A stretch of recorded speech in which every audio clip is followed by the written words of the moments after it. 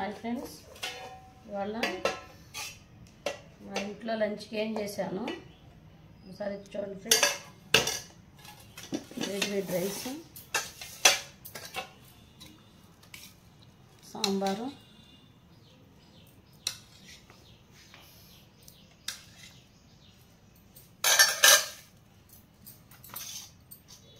మినపవడలు,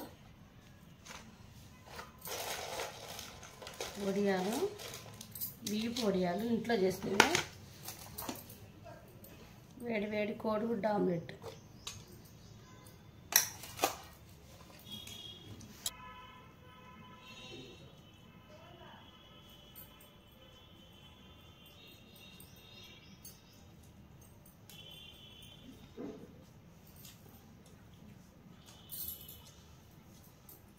పప్పుచారులో కోడిగుడ్డు ఆమ్లెట్ చాలా బాగుంటుంది.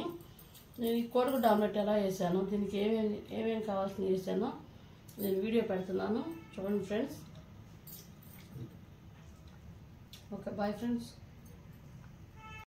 హాయ్ ఫ్రెండ్స్, నేను ఇవాళ కోడిగుడ్డు ఆమ్లెట్ చేస్తున్నాను. నేను ఎలా చేస్తానో మీరు చూడండి. ముందుగా కారం, రుచి సరిపడినంత సాల్ట్, కొంచెం ధనియాలు, గరం మసాలా పొడి, కొత్తిమీర, పచ్చిమిర్చి.